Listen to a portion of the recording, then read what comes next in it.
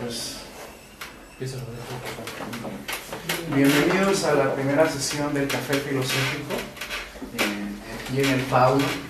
Ya tenemos aquí, ahorita estoy viendo a varias personas que nos han seguido en el Instituto de las Mujeres. Muchas gracias por acompañarnos también en esta aventura. A las personas que son nuevas, que vienen por primera vez a una sesión del café y más en el Café Filosófico aquí en el Fauno, pues bueno, nada, les platico un poquito, ya te lo he escuchado yo creo esta historia muchas veces. El Café Filosófico nace en una universidad, la Universidad del Centro de México.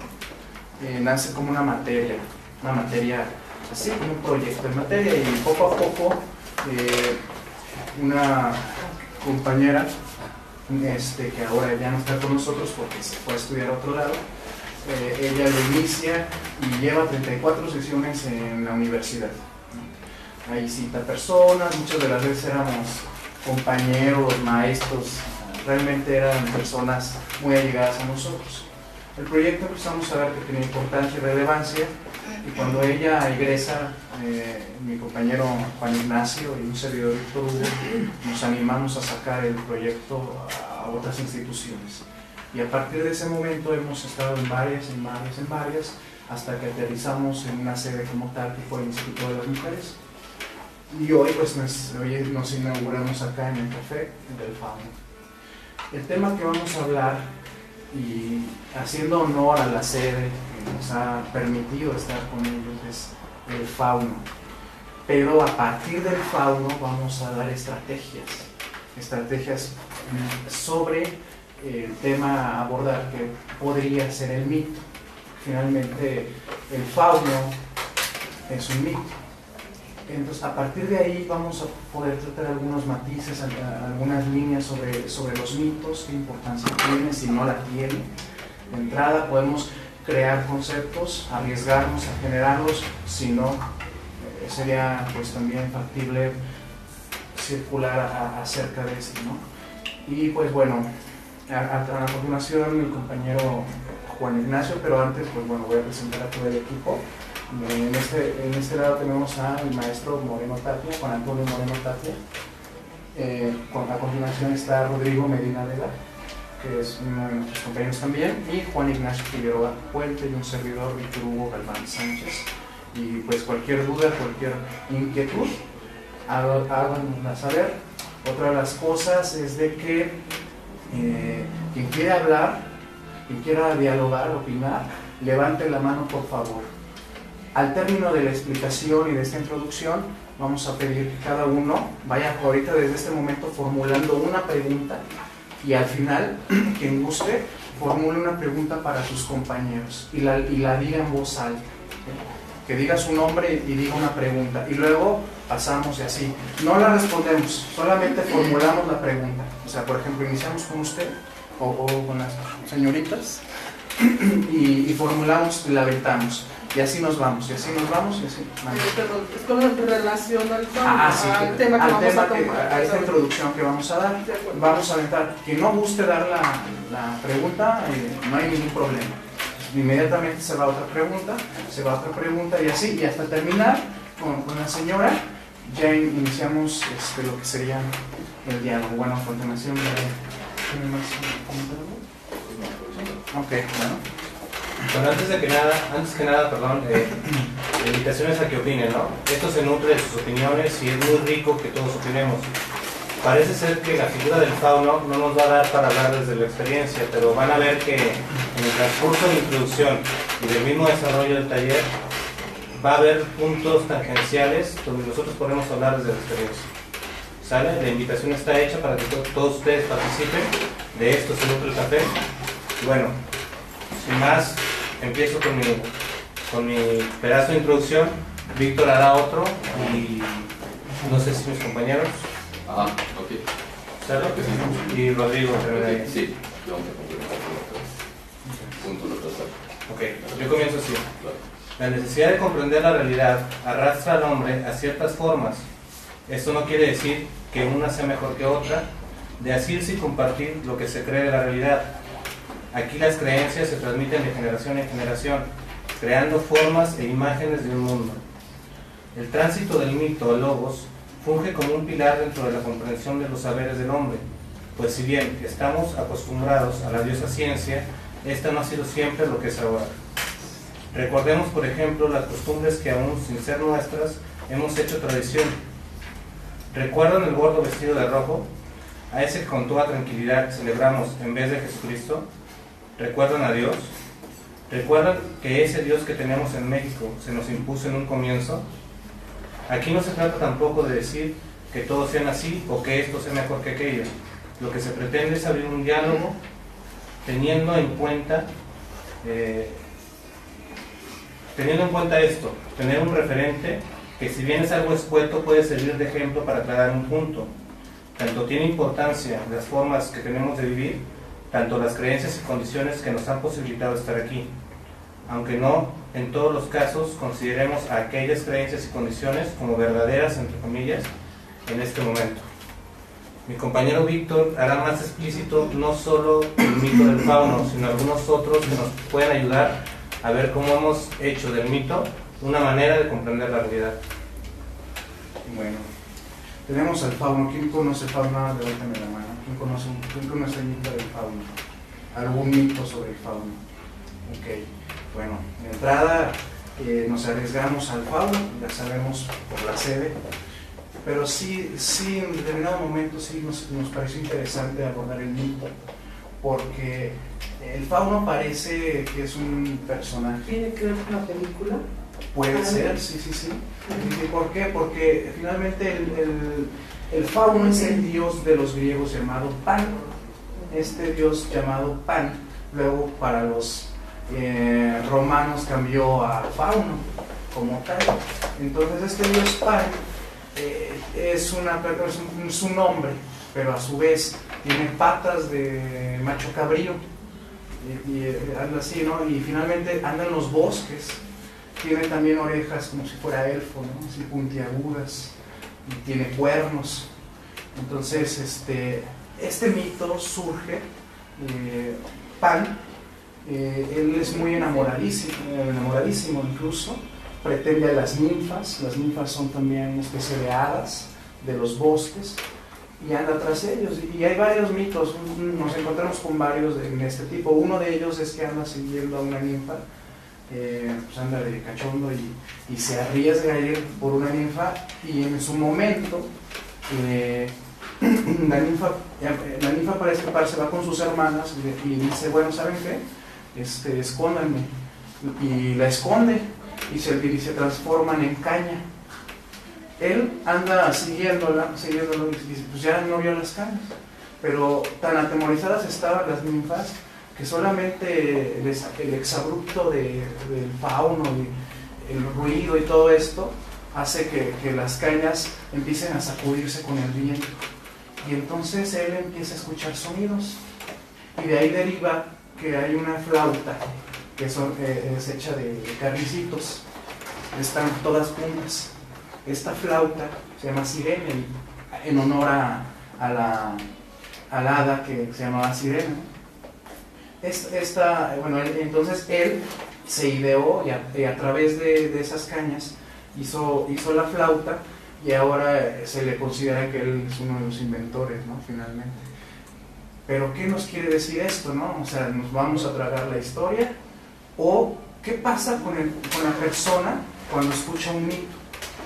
Yo preguntaba en las redes sociales, nos pueden encontrar en Facebook, ¿qué pasa?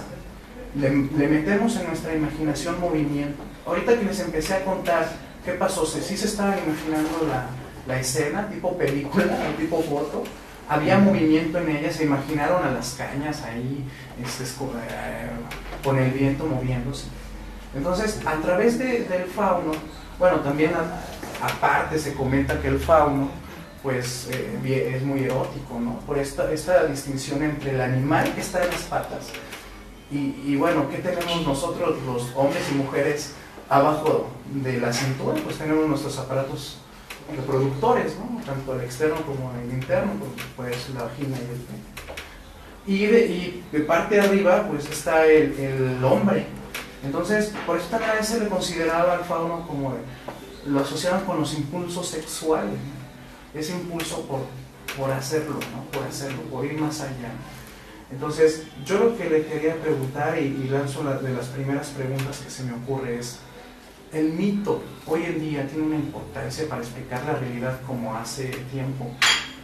Otra pregunta que se me ocurre es, ¿podría surgir en determinado momento un mito de otra cultura que después puedan compartir? ¿Tendrá importancia el mito a través de la didáctica, de la pedagogía, para explicar hechos concretos? ¿El mito tiene importancia o solamente se nos ocurrió? Al hablar de mito estamos hablando también de dioses, finalmente.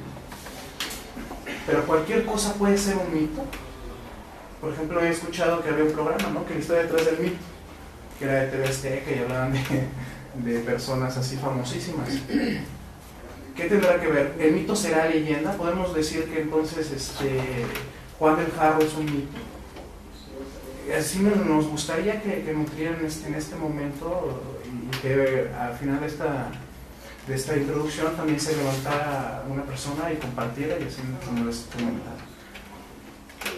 Bueno, en cuanto al tema de hoy, que es tanto la mitología como el fauno, yo creo que hay dos aspectos muy importantes a ver este tema. Es decir, por un lado está la óptica de la cultura, por el otro lado está la óptica filosófica. Acerca del fauno, bueno, ya Víctor nos dice que es un dios. Lo que sucede es que es un semidios. ¿Qué es este semidios? Un semidios es aquel que está en medio de un dios, o los dioses y los hombres. Entonces, este tipo de semidioses pues son como que los comunicólogos entre los dioses y los hombres, es decir, son los que le entregan los mensajes de los dioses a la gente, ¿no? Entonces, esta es una forma como mitológica de verlo, pero ¿de qué forma se podría ver culturalmente? Es decir, quizás un mito solo es un depositario en donde la civilización, la que sea, coloca valores humanos, ¿no? Es decir, decimos que en el fauno pues está lo de la sexualidad, es borracho, ¿no? O sea, es decir, un mito es simplemente como que una figura fantástica, o me sirve a mí de algo culturalmente hablando. Es decir, ¿qué uso le puedo dar yo ahorita en este tiempo, ¿no? Entonces, pues yo creo que hay muchas formas de ver este tema, y depende a cómo la vea, pues yo creo que obtendremos distintos tipos de pues ópticas, ¿no? Entonces, pues no sé qué opinan de ustedes acerca de esto. Esa sería mi aportación. Me gustaría agregar a la vez algo que, como dije ya para esta introducción. Hoy en día se utilizan muchos mitos sin darnos cuenta. Por ejemplo, Freud, en su psicoanálisis, se toma el mito de Edipo y Jung, de Electra. En este mito de Edipo, ¿no? Era el hijo que amaba a su madre, ¿no? Y igual determinadamente Electra también. Entonces, ¿qué interpretación le damos a los mitos? Que finalmente, si nosotros vemos nuestra moneda de 10, 20 centavos, 50 centavos, hay un águila devorando una serpiente. Y según la leyenda, por eso también les digo, según la leyenda, pero también según el mito, ellos vagaron, los aztecas y los mexicas, para encontrar a esa águila devorando una serpiente, y ahí fundar Tenochtitlan. Y hoy en día nos diferencia de una bandera, pues el verde, el blanco y el rojo son un símbolo, y dentro de ahí también hay un símbolo, ¿no?, que nos hace tener una identidad.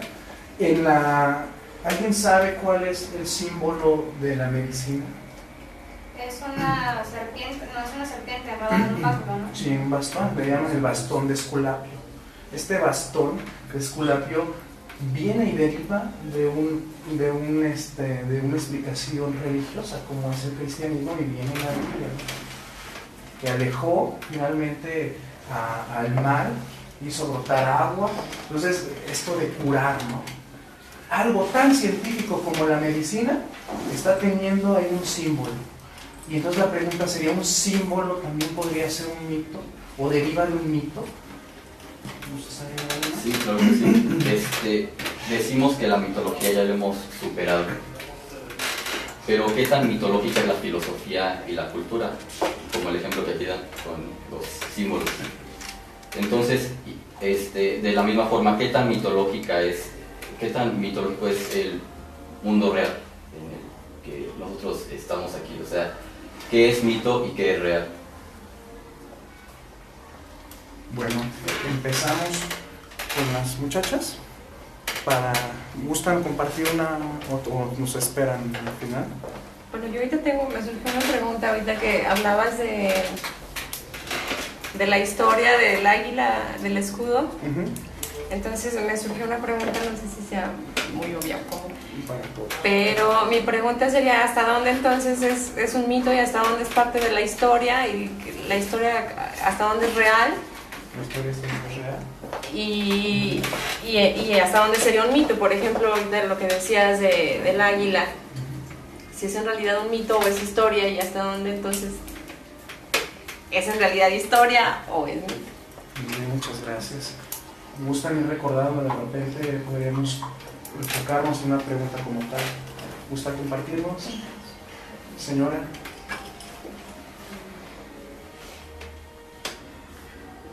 El mito para que llegue a ser mito, tiene que ser creído por cierta cultura que siempre lo abarca. La pregunta es, ¿por qué los mitos salen de esos entornos y se transforman en leyendas en otros? Muchas gracias. ¿Ustedes compartieron? No, más adelante. Ok. Más adelante. José. ¿Por qué nos fascinan los mitos? ¿Por qué nos fascinan los mitos? Mira, no tengo pregunta concreta, más bien un comentario a lo que mencionó la primera chica, del mismo. Creo que más que nada la función de un mito es el generar el sentimiento de identidad. Por ejemplo, en México, ¿para qué forjas pasas de generación a generación el símbolo del águila montada en un nopal? Para generar un símbolo. Los símbolos generan una especie de importancia cultural y trascienden y forman una identidad nacional. ¿Qué te hace sentir mexicano? ¿Con qué te identificas como mexicano? Pues con el escudo, con la bandera. Para eso sirven los mitos. Bueno, a mi perspectiva muy personal, es para forjar una identidad.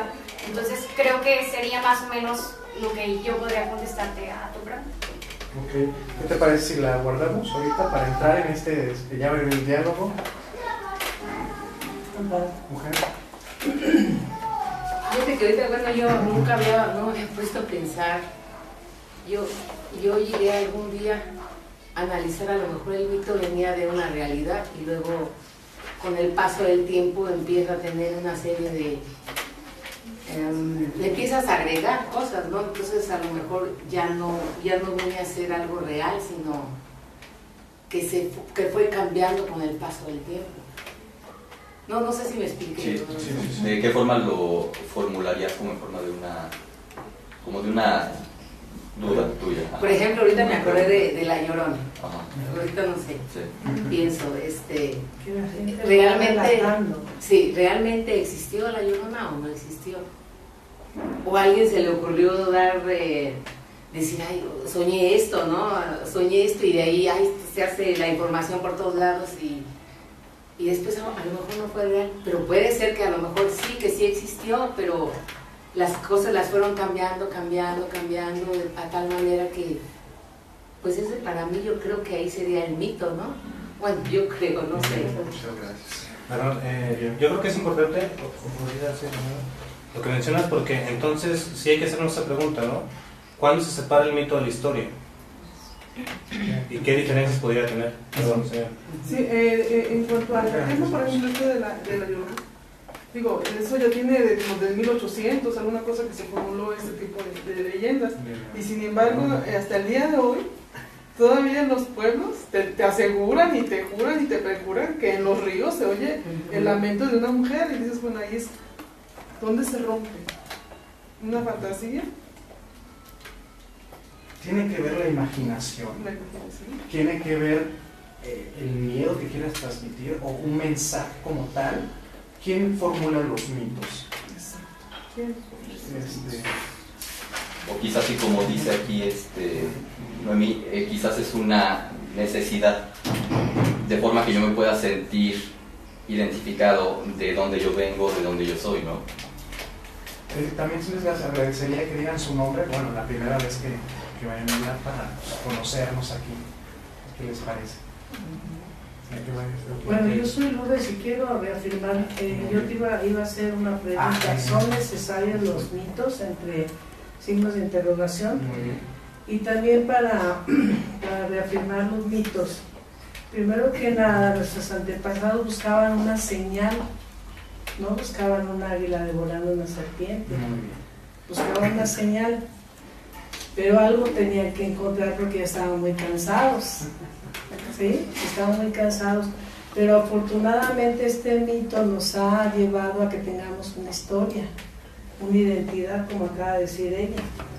Es necesario porque si no tuviéramos identidad, ¿qué daríamos en historia? ¿Qué clase daríamos en historia? Entonces son muy necesarios los mitos. Se ha ido distorsionando, cada quien platica la historia como le fue la jugada. Podemos ahorita hablar de Peña Nieto, cada quien de una forma u otra. Entonces los mitos así son. Estoy comparándolo un poquito con la política. Los mitos así son, cada quien los platica de acuerdo a como los capta cada quien y se van distorsionando a veces. Pero qué bonito que tenemos esos mitos mexicanos. Entonces, usted dice, es decir, si no hay mitos, no habría historia. No habría historia. La historia está hecha de mitos, sí, de historia. Y distorsiones de lo que ha sucedido. Sí, porque lo que ella dijo es una leyenda que es diferente a un mito. ¿Sí? La leyenda data desde los tiempos prehispánicos, desde la Llorona. ¿De qué hablamos? ¿De qué? De 1500 y tantos, ¿verdad? Entonces, sí es diferente lo que ella marca de la leyenda y el mito, porque el mito es un tema pues más como más extenso, ¿verdad? Porque creo que a través de los mitos hubo algo de realidad, igual que la leyenda, pero después nos vamos enredando un poquito con la leyenda y el mito, que a la vez sí tendríamos que meternos mucho al diccionario cuál es la diferencia de cada uno. Sí, pero en realidad, bueno, yo siempre he tomado que esa águila ya estaban cansados, llegaron y tomaron ese símbolo, les dijeron que buscaran una señal y lo tomaron. Y te vuelvo a repetir que bueno que lo tomaron porque ahora podemos tener una bandera tan hermosa que tenemos con ese mito o leyenda. Sí, yo creo que es muy importante tratar de identificar esto, la acción literaria o el suceso literario. No sé, acordémonos de Homero, por ejemplo, de Ilíada y la Odisea, hasta donde lo que él cuenta es una leyenda y hasta donde se transforma en un mito. Perdón, no en mito. Perdón, bueno, no sé, yo soy, a lo mejor está muy fuera del lugar, pero pues, con lo básico de mi clase de español, y según lo que recuerdo, la diferencia entre la leyenda y un mito es que el mito no está basado en un hecho real, es más para precisamente, no sé, como dioses y darle la explicación a la creación del hombre y su sentido de ser en el mundo. Y la leyenda sí está basada en un hecho real, obviamente alterado con algún poco de magia o no sé, este tipo de brujas, si quieren. Entonces esa es la diferencia, lo cual radica. Nos dice Platón,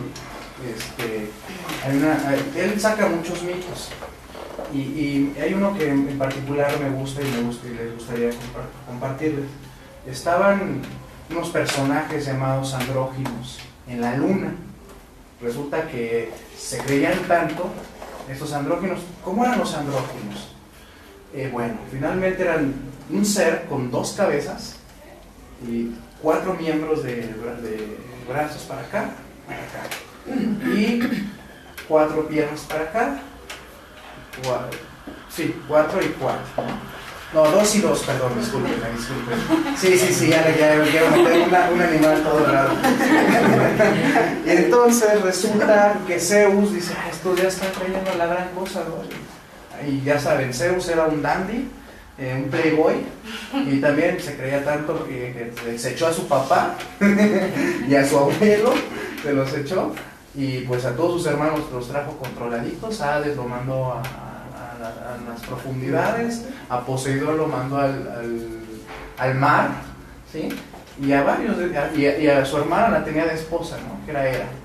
Entonces Zeus, enojado, dice, no, estos no me van a ganar, y manda su rayo. El símbolo de Zeus es el rayo, a veces el águila, y los rompe, los divide, y todavía más enojado los manda a la tierra y los avienta. Entonces Platón explica esto y nos avienta un símbolo, ¿no? Del amor, y según esto, pues las personas, estos andróginos ya separados, pues no iban a caer exactamente los dos iguales, ¿no? En el mismo lado, tenían que caer en cada parte del mundo, separados. Y por eso se dice que tienes que buscar a tu media naranja, y tu media naranja te va a complementar, y en cuestión del amor, el día que lo encuentres te vas a hacer uno, ¿no? Finalmente por eso luego se avienta que el amor platónico, ¿no? ¿Qué opinan de esto? Porque pareciera que buscan una señal, pero también pareciera que hay una profundidad de explicar quién soy, a dónde voy y qué es qué. Puedo explicar tanto el amor, la felicidad, la justicia.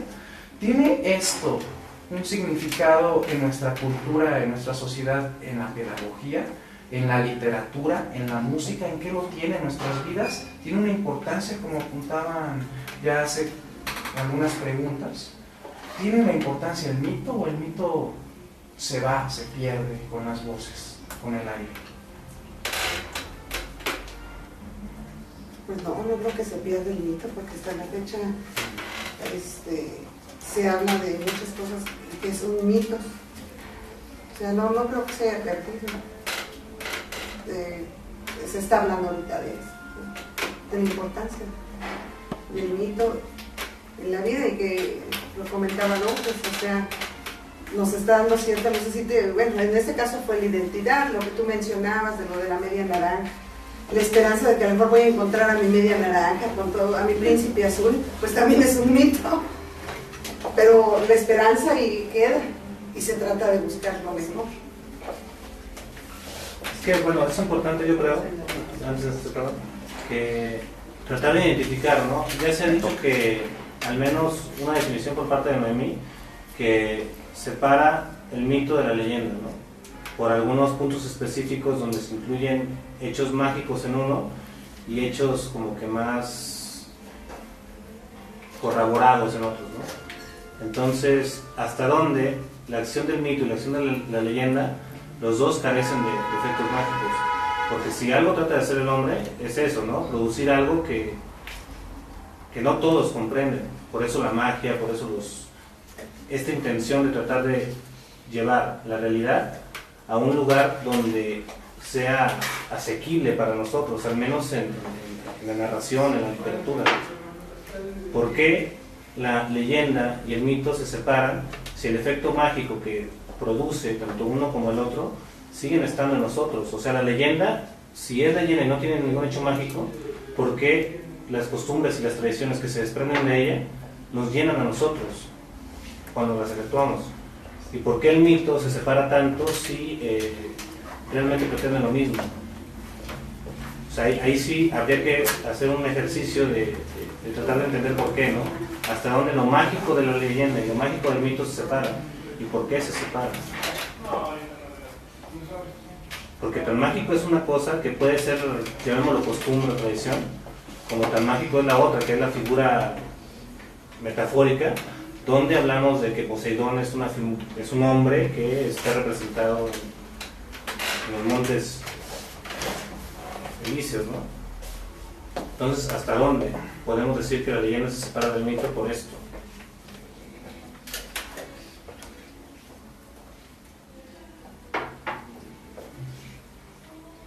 Bueno, pues digamos, por ejemplo, la leyenda. Hablemos de La Llorona. Se dice que La Llorona está basada en la Malinche. La Malinche, por tendencia histórica, pues está corroborada que sí existió. Entonces, al menos tenemos la certeza de que el personaje en quien está basado la leyenda sí vivió.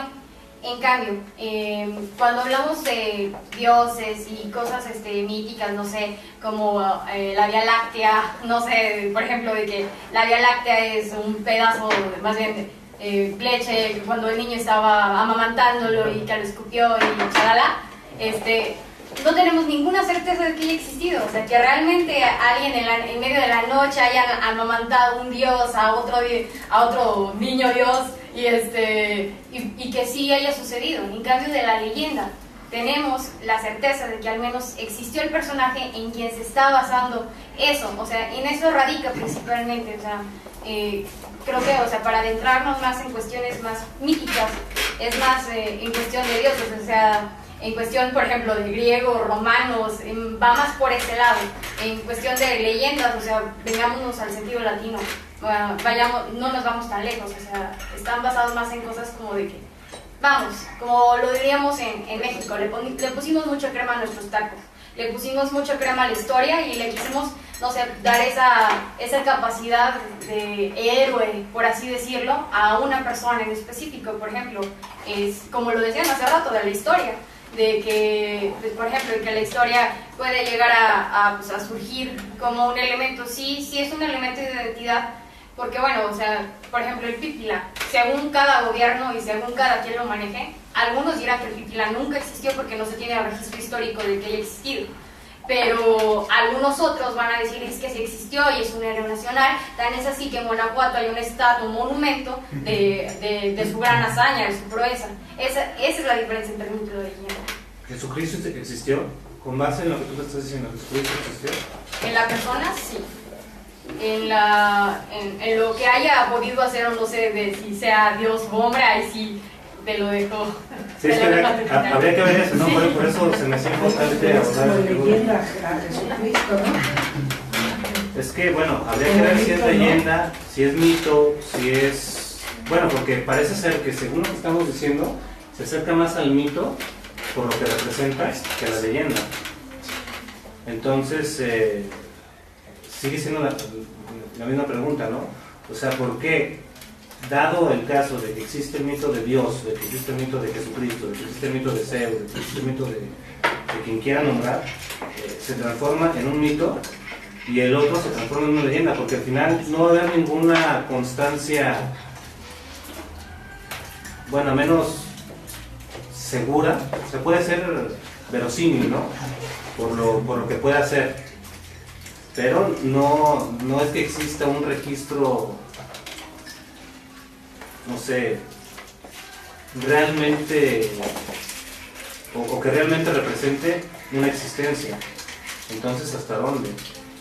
Y entonces también aquí nos dicen, ok, la leyenda es más de la tierra y el mito es más de los cielos, ¿no? En resumidas cuentas. ¿Qué sería en este caso la religión? Algo que fue efectuado a través de una leyenda o mito, o ambas, o algo diferente a estas dos. ¿Qué opinan acerca de esto? A mí se me muerde muy bien, José. Sí, yo quería comentar hace ratito desde la experiencia personal. Bueno, yo teniendo como antecedente la infancia, ¿no? Yo cuando era niño veía mucho una serie japonesa que se llama Saint Seiya, o conocida en Latinoamérica como Los Caballeros del Zodiaco, y en esta aparecía una diosa acompañada de sus caballeros, en el original sus santos, aunque aquí se les llamó caballeros, pero que en realidad eran los santos de la diosa, que luchaban con ella para salvar al mundo, ¿no? Esta diosa Atenea, o Atenas, se enfrenta a Poseidón, se enfrenta a Hades, se enfrenta a Lucifer bíblico, ¿no? Entonces ese antecedente en relación con el mito yo lo tengo. Después, cuando ya en la adultez, o pasando de la adolescencia a la adultez, me separo de la cosmovisión cristiana, de los mitos cristianos o la visión de la vida cristiana y me acerco al paganismo, nuevamente todo este sentido mítico, todas estas cuestiones mágicas, místicas, las retomo, ¿no? Y teniendo como antecedente a Atena, una diosa, una mujer, para empezar, una mujer empoderada, mis figuras míticas o divinas son mujeres, ¿no? Yo escojo la triada de 3 diosas: Aradia, que es la reina de las brujas o la diosa de las brujas, está Artemisa, la diosa de la naturaleza, y está Selene, la diosa de la luna. O sea, pero teniendo en cuenta este antecedente de mujeres totalmente empoderadas. Entonces, figuras masculinas, ¿dónde queda? ¿Dónde queda el fauno, por ejemplo? Que dentro del paganismo ha sido asociado más con Cernunnos, un dios de la mitología celta, relacionado con lo masculino, con esta apropiación del mundo a través de la fuerza, con la virilidad. Finalmente vemos que el fauno es el atributo masculino, ¿no? Él puede tener a su disposición tanto a ninfas como a mancebos, ¿no? A adolescentes varones, ¿no? Es decir, es el hombre que posee el mundo por su cualidad masculina, ¿no? Entonces, cuando yo me acerco a este mundo pagano, curiosamente, mi visión es totalmente femenina, pero femenina en alusión a mujeres empoderadas, ¿no? Mujeres que han renunciado a su feminidad. Por ejemplo, Artemisa era una diosa virgen, fue la diosa virgen siempre, nunca tuvo contacto con varón, y cuando se le acercaban los convertía en siervos para que los perros los destrozaran, ¿no? Es decir, es bien interesante esto, ¿no? Como yo rechacé hasta cierta forma mitos o divinidades asociados con lo masculino, y tenía por otro lado diosas muy empoderadas, ¿no? muy dadas al poder, a la determinación, ¿no? Entonces, el fauno yo lo he mantenido un poquito alejado, es decir, el arquetipo de la masculinidad lo he mantenido alejado. Sin embargo, lo retomo a través de las virtudes de empoderamiento de las diosas mujeres, ¿no? Desde ahí, desde esa experiencia, y me satisface mucho. Yo en lo personal me encanta el universo femenino, me encanta eso, y por eso lo mucho, ¿no? Gracias. ¿Quién tiene alguna experiencia con el mito? ¿Qué otros mitos conocen? Nada más de la cultura griega, puede ser de la cultura, ¿no? Prehispánica. O popular, ¿no? Popular también. O ustedes se han puesto a imaginar y a formular un mito. ¿Qué tan difícil sería, ¿no? Para explicar algo, ¿no? Mira, a mí se me ocurrió que quien hace el mito tuvo que tener vivencias, ¿no? Experiencia. Sí, vivencias. Entonces yo creo que también a través de sus vivencias hizo los mitos.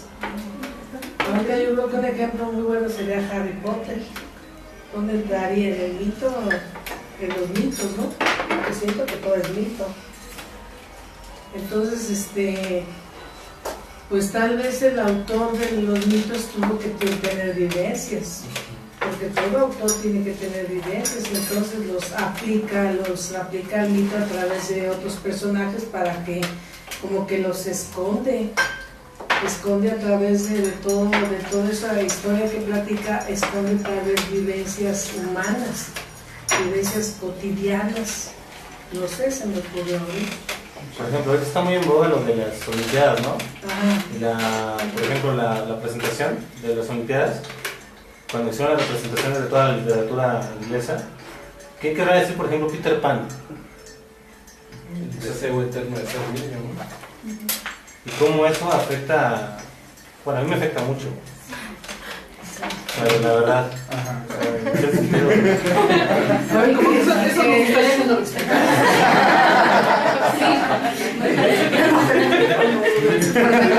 Entonces se nota, ¿no? A mí, por ejemplo, no encajo también en la seriedad que debe tener un adulto, ¿no? A 30 años.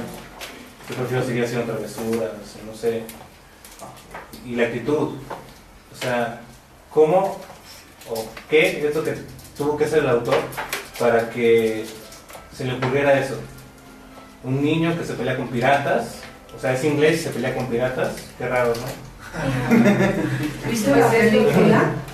La ¿Viste de- la película cómo se hizo Peter Pan? ¿De cómo? No.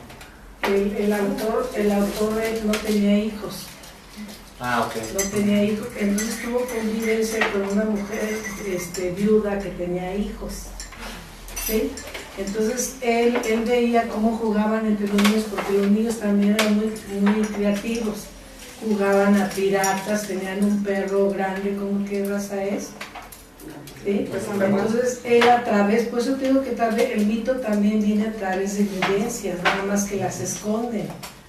Pero entonces era a través de todo lo que veían los niños, hace la historia de Peter Pan, a través de las vivencias que tiene con esa familia. Okay. Pero oye, a ver, bueno, es una tontería. No, es que dice ella que Harry Potter, por ejemplo, pues dice que cómo se le ocurrió a la persona que estoy diciendo. Y yo digo, ¿no también nos echarías el Digo. Bueno, ¿qué opinan? No, sí, va José, muy bien. Ok, muy bien. Okay. Sí, sobre esta cuestión de cómo se construyen los mitos y las leyendas, que son por supuesto géneros literarios, desde los literarios son géneros literarios distintos, y también desde la historiografía. Yo estudié la carrera en historia, aunque eso por supuesto no me da autoridad alguna, y al contrario, mi tesis versa sobre cómo las autoridades institucionales o políticas, cómo las instituciones académicas y cómo la sociedad civil construimos visiones históricas frente a la realidad, ¿no? Entonces, yo estoy haciendo el estudio, por ejemplo, sobre la Revolución Mexicana, y ahí tenemos el caso, por ejemplo, de Villa, ¿no? Villa entendido en el sentido popular, en el sentido netamente popular de cómo surge Villa. Villa es un bandido. Es decir, la gente que lo conoció o donde se ha transmitido la leyenda es un robaganado, viola mujeres, etcétera, ¿no? Es decir, el sentido popular lo ve como un bandido. Pero en el sentido institucional, en el sentido de las instituciones, obviamente del PNR, que después es el PRI y después es el partido en el poder, hay que juntar.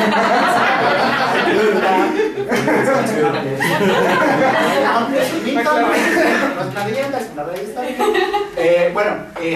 Ciertos figuras de autoridad retoman muchos personajes regionales, entre ellos Zapata, que era más al sur, al centro sur, y entre ellos a Obregón y a todos estos, ¿no? Entonces, bajo un halo de autoridad, que es la autoridad que tiene el poder finalmente, reconstruye esos personajes populares y los lleva al canon de la oficialidad. Son héroes, ¿no? O sea, no importa si violaban o descarrilaban trenes o si mataron infinidad de gente, eso no importa en el sentido estrictamente ético.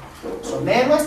¿Por qué? Porque generan identidad, generan procesos de unión, generan procesos de hacernos tener un raigambre, ¿no? Venimos de una gran estirpe de hombres centauros, ¿no? Les llamaban los centauros del norte, ¿no? A los villistas, ¿no? Entonces, en este sentido es cómo se construye el mito, pues desde la esfera de poder o desde la esfera de acción hacia donde lo queremos llevar. Para la gente, seguramente, para la gente que lo conoció y que transmitió de voz en voz la leyenda, seguramente pudo haber violado a una mujer, ¿no? Seguramente pasó eso. Pero la magnificación vino después, ¿no? Es decir, no, ya arrasaba con todos sus ejércitos y todas tenían que esconderse, las pobres mujeres.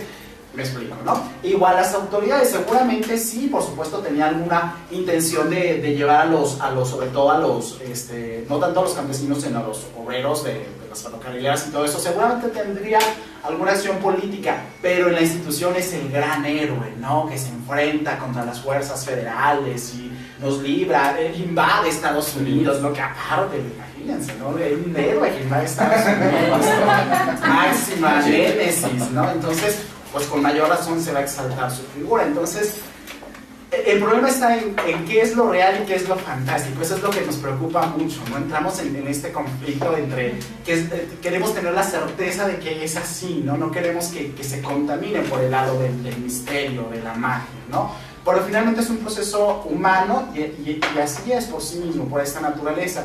Es el caso de Jesús, ¿no? Seguramente Jesús fue un ser muy carismático, efectivamente fue un rebelde, está constatado por la historia, ¿no? José fue un historiador romano, consigna y en sus escritos que sí hubo una pequeña rebelión en Galilea que fue sofocada por los romanos y punto, ¿no? Pero para la gente que seguía a Jesús, pues Jesús caminaba sobre las aguas, sanaba enfermos, se elevó al cielo. Se fijan la diferencia, ¿no? Un académico, un historiador, un hombre romano con una cultura, para él fue una simple rebelión que fue como cualquier otra que había surgido en Galilea, punto, y se acabó lo que sigue, ¿no? Y en cambio para los seguidores, hijo de Dios, vino a este mundo a salvarnos, ¿no? Depende mucho de la visión, como también se decía, ¿no? Bueno, sí, genera una cosmovisión. Por ejemplo, el Popol Vuh para los mayas. Su dios creador es el dios del maíz. Porque sí tiene mucho que ver con la cuestión de que sí hay una experiencia cercana frente a quien genera los mitos, porque el maíz en la cultura maya, digamos que era como el oro para nosotros. Pues digamos que el nacimiento de la cultura es con base a ello. Entonces, ¿por qué precisamente su dios creador es el dios del maíz?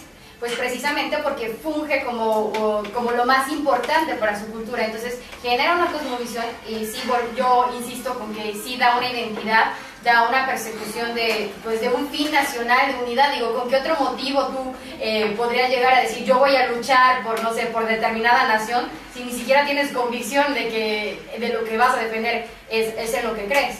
Yo lo veo así, como que la verdad es un cubo y un cubo tiene 6 caras. Dependiendo de la cara en la que te pares, es la perspectiva que vas a ver del mundo. Si te paras en la cara de al lado, no va a ser lo mismo que te pares en la cara de arriba. Entonces, dependiendo desde qué punto puedes llegar a decir, entonces la verdad es tan abstracta, tan amplia, que no puedes llegar a decir yo tengo enteramente toda la verdad. Sería hasta pecar de egocentrismo. A mí se me hace interesante lo que dicen a mí porque, por ejemplo, el disfracismo de los nahuas, eso de cara y corazón, va muy apegado a la cosmovisión que se puede tener de un hombre, ¿no? Sin necesariamente utilizar las metáforas, sino que utilizas elementos que tienes a la mano para decir que esta cosa es otra, y es otra que ensalza la figura de la primera. Entonces, si por ejemplo en la cultura náhuatl se pretende que los jóvenes tengan una educación donde se pretende eso, ¿no? Que tengan cara y corazón, que tengan manifestaciones de hombres para ellos y que tengan todo lo místico, toda la categorización de sentimientos que puedan formar a partir de estas enseñanzas, hasta donde los mitos nos forman y nos dicen, ¿saben qué? Por aquí se deben de ir. Muy, o sea, tratando de separar un poco esto de que dice José, ¿no? Porque también es muy cierto. Si los mitos provienen de algún lado, seguramente vienen de una clase intelectual donde se pretende hacer algo con estos mitos, que se explayen y que se controle de alguna forma. Pero si los mitos sirven de algo, ¿hacia dónde nos mandan? ¿O qué pretenden los mitos? Sí, claro, o sea, ¿cuál sería la finalidad del mito, no? Yo creo que ahora lo que hemos estado viendo es que los mitos son como una pantalla para dar a conocer virtudes y defectos humanos, ¿no? Está, por ejemplo, el caso de Hércules, que a través de su fuerza, pues, se hizo un dios. Entonces, quizás estos mitos son necesarios para entender el mundo y enfrentarlo. Entonces, los valores humanos, ¿qué tan mitológicos son? Es decir, están los ideales como el amor, la libertad, el yo. ¿Qué tanto esto es realidad y qué tanto esto es mitológico?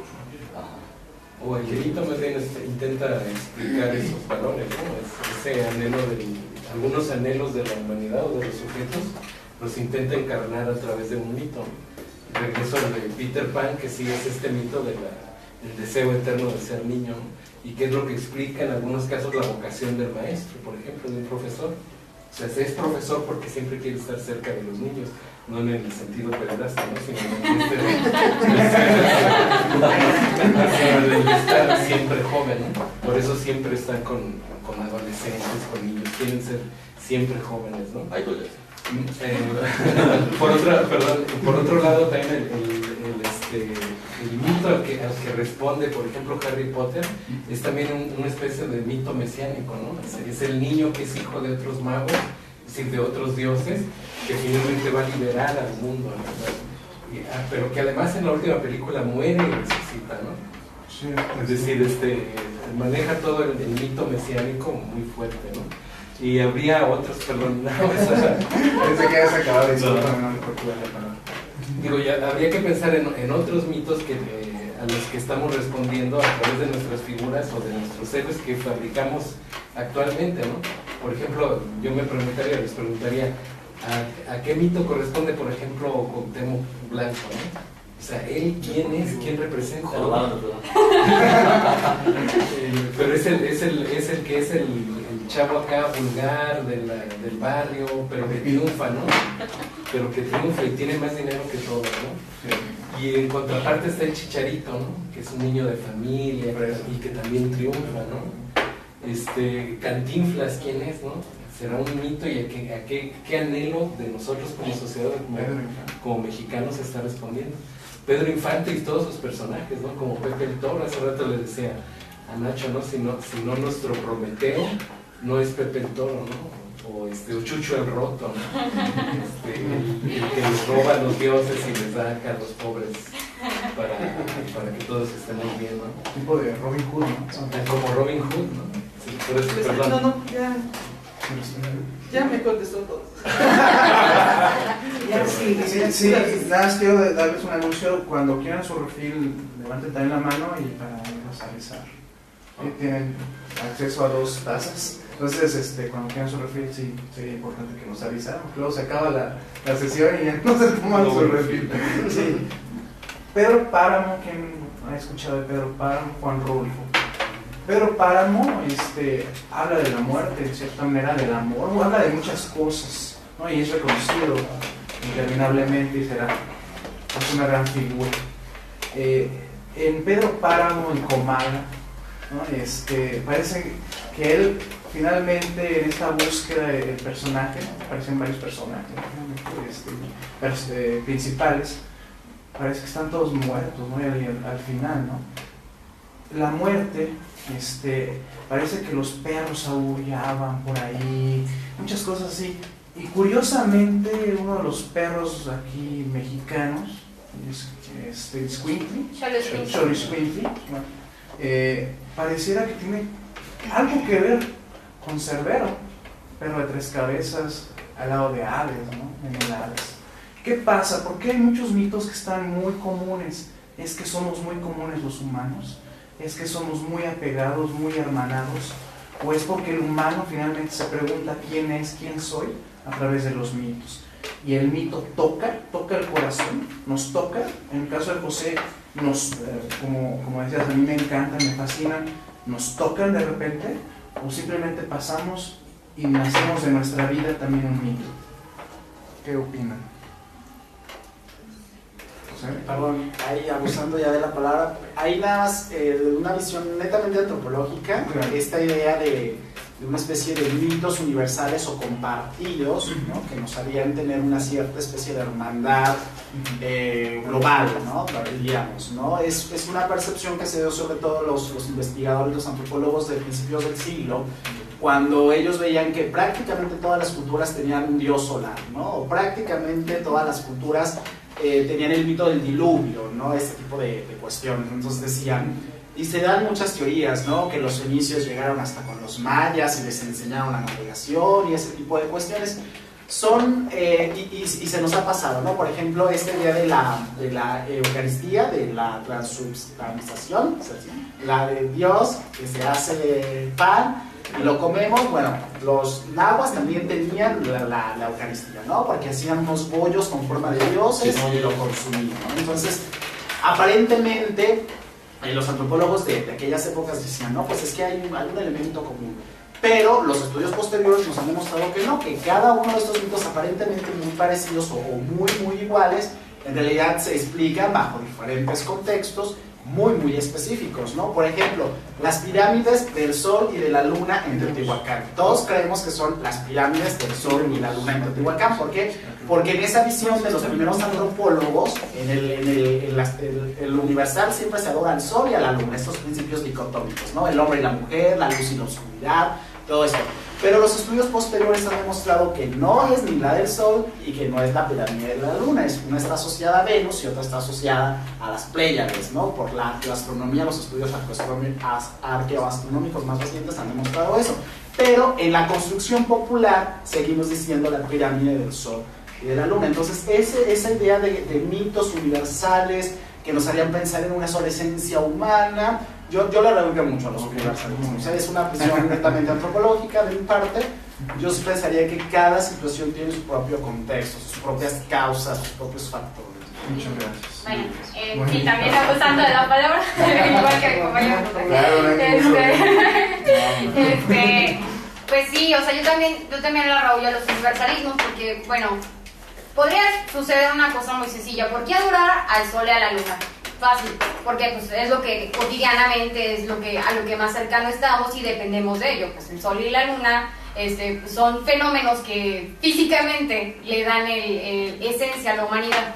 Por eso creo que algunos mitos se vuelven como universales, porque se asocian con fenómenos que en diferentes culturas son tan cotidianos que pueden llegar a suceder. Bueno, ahora, desde la experiencia, yo he estado muy adentrada, digamos que a la mitología griega. Me gustaba mucho cuando era niña leer, entonces me metía mucho a las enciclopedias. Por ejemplo, en el caso de Rodrigo, que comentaba ahorita de Hércules y la de los valores de la humanidad, probablemente Hércules representa uno de esos valores, porque bueno, Hércules se va en busca del vellocino de oro cuando mata a sus hijos, a través de, pues no sé, de un engaño de Hera que lo quería pues como destruir. Entonces se va y para redimirse por haber matado a sus hijos, y se va a buscar ese mentado vellocino de oro que es como que la salvación, y regresa como el perro entre las patas, ya tratando de perdonarse, de eximirse de esa culpa que cargaba por haber matado a sus propios hijos,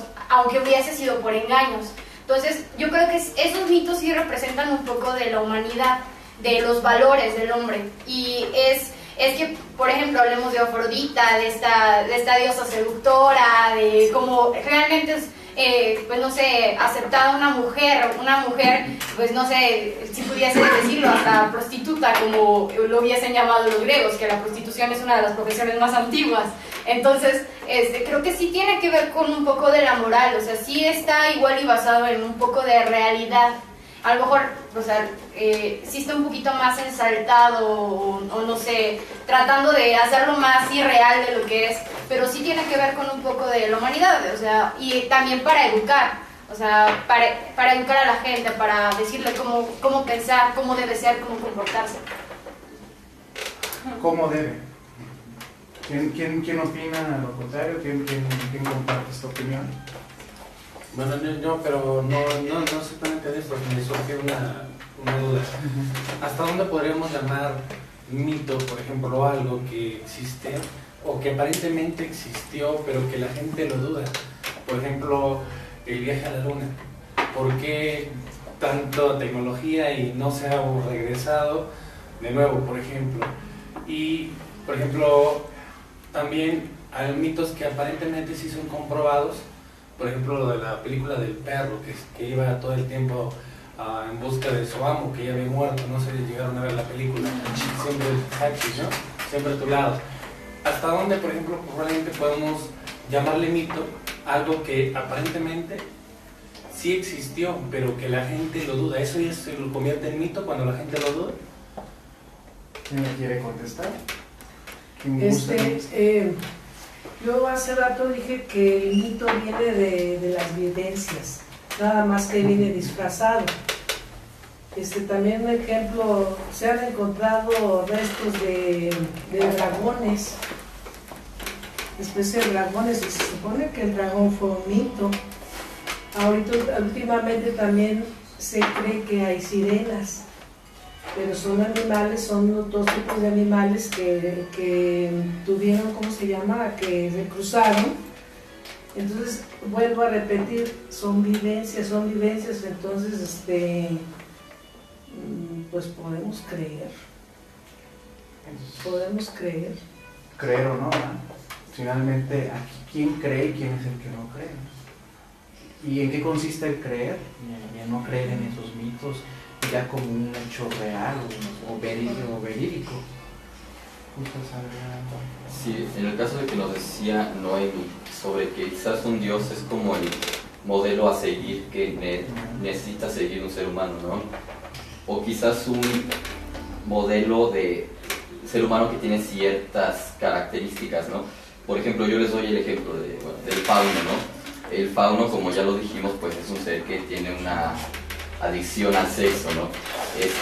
Freud, el psicoanalítico de Austria, nos dice que el ser humano la finalidad del ser humano, su última finalidad es el sexo, es decir, todo lo que hace el ser humano tiende porque quiere sexo finalmente, es decir, ¿qué relación hay entre el fauno y esta visión antropológica de Freud? O si ustedes quizás me dan un ejemplo con otro mito, ¿qué piensan acerca de eso? Es que es difícil tratar de hacer relaciones. Bueno, no, o sea, no de hacer relaciones, sino de... Le voy a poner para que no se confunda.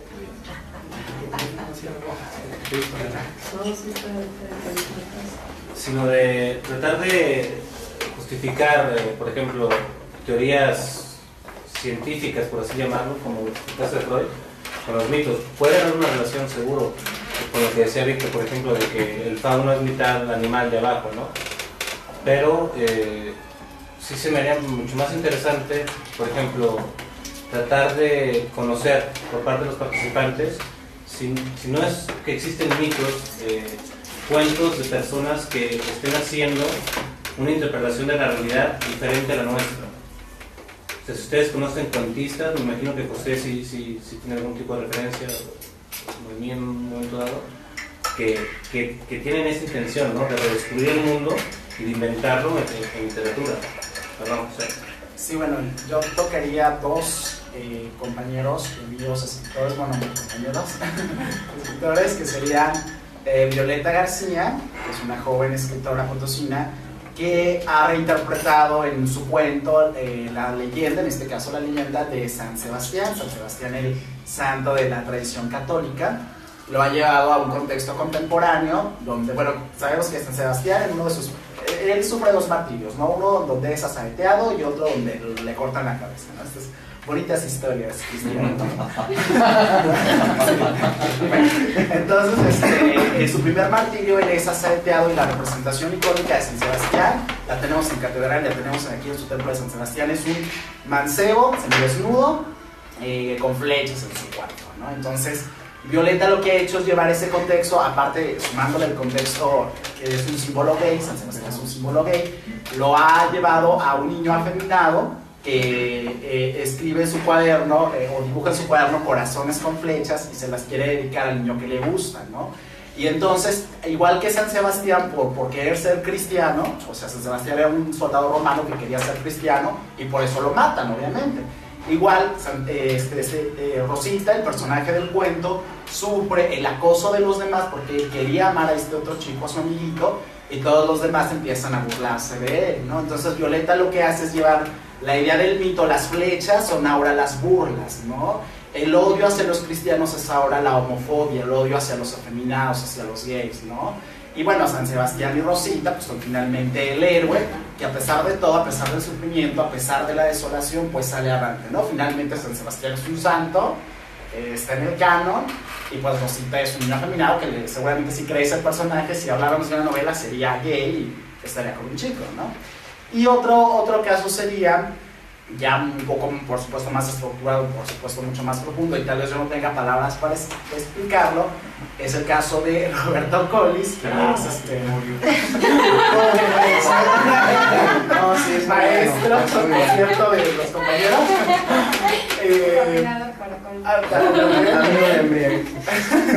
Su primer libro se llama Grimorio, y está estructurado. ¿Qué es un grimorio? Un grimorio es un libro medieval con una serie de conjuros, de hechizos para obtener ciertos fines y ciertas propiedades mágicas. Un grimorio. Entonces Roberto escribe un grimorio desde el punto de las sombras, en el caso del paganismo, que practicamos la brujería, sería nuestro libro de las sombras, para los alquimistas pues sería su grimorio, ¿no? Entonces Roberto Collis lo que hace es un grimorio literario, en el sentido de que a través del cuento, a través de lo que él va escribiendo, quiere conjurar no la realidad, sino la palabra. Es una reflexión que él hace entre que va contando la historia y entre que va narrando las cosas, entre lo que tiene que ver la palabra, ¿no? La palabra como dominación del mundo, el hecho de nombrar como dominar o apropiarnos de la realidad, ¿no? Más que las historias fantásticas que nos está contando Collis, por ejemplo, la del cuento homónimo Grimorio es de un chavito que empieza a descubrir sus propiedades mágicas, que contra su padrastro, contra sus maestros, etcétera, y supuestamente les hace conjuros, pero él se da cuenta que la magia no reside en rituales, en ponerse tablillas debajo de los talones, no consiste en eso, sino en el hecho de la palabra, ¿no? Hay un hechizo que le hace a su supuesto padrastro, donde en una ensalada le hace su ensalada, una famosa ensalada que también el autor la hace, pero aquí estamos hablando del personaje, y el autor no agrega el ingrediente que se aparece en el cuento, que es el semen, ¿no? Su propio semen, se lo da al padre, y se suponía que ese hechizo lo había hecho Set contra Horus en la mitología egipcia, ¿no? Entonces, se supone que con este hechizo el padrastro iba a dejar de acosar al niño, de que lo quería mandar al extranjero y todo esto, pero él se da cuenta que no funciona, a pesar de que pues, la ensalada se la comió y llevaba su propio semen, ¿no? Efectivamente. Pero él se da cuenta de que no funciona porque no ha usado la palabra, no ha hecho uso de la palabra, ¿no? Acuérdense que en nuestra tradición judeocristiana la palabra es Dios crea el mundo con la palabra, no hágase la luz y sale la luz, ¿no? La palabra es el poder, ¿no?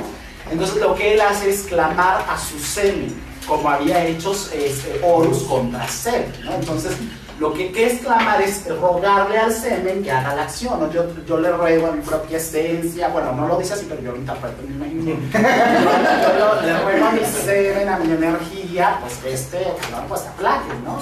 Y efectivamente, cuando clama a su semen, se supone que ya no pasa nada. No les cuento el final porque el final es un giro de tuerca, lo que les acabo de contar, es muy interesante, y tiene que ver con el mito de Edipo también, es muy interesante, pero es otra interpretación, es decir, un mito egipcio que tiene que ver con el uso del poder, pero no en el poder material, sino en el hecho de la palabra, que tiene que ver con la filosofía, ¿no? Es decir, lo que nombramos existe, lo que nombramos es ontológico, aunque sea producto de la imaginación, pero el hecho de nombrarlo ya lo hace real, ¿no?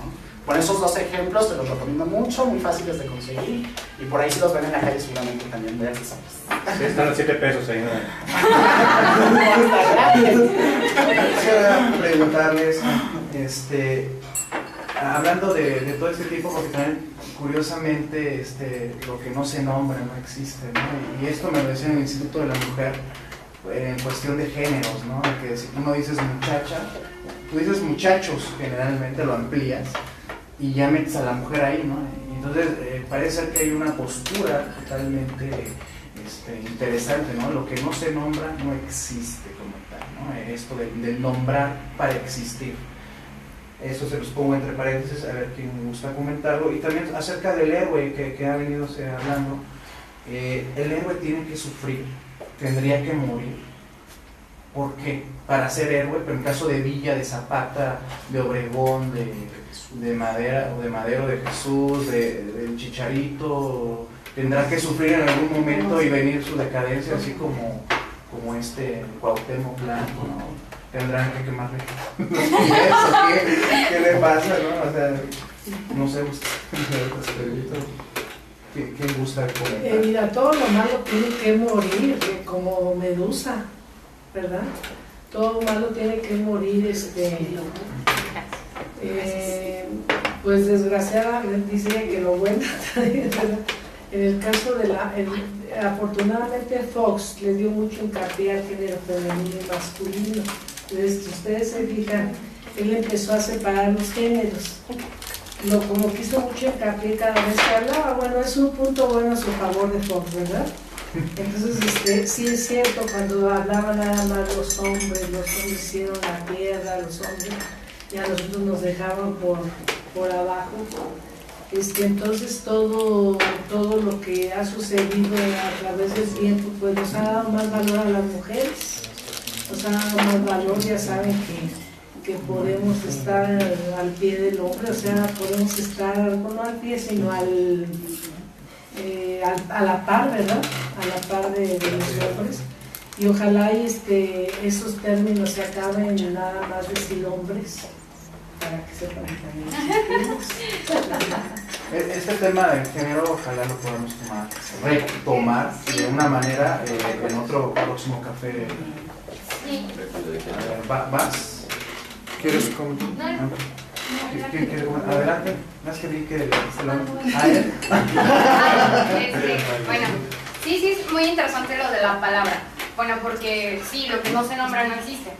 Pero bueno, en cuestiones, pues así de, por ejemplo, en cuestión de género, por ejemplo, cuando tú cuentas un chiste sobre homosexuales, es considerado violencia, a pesar de que la palabra no pudiese llegar a tener un poder, bueno, aparentemente insignificante.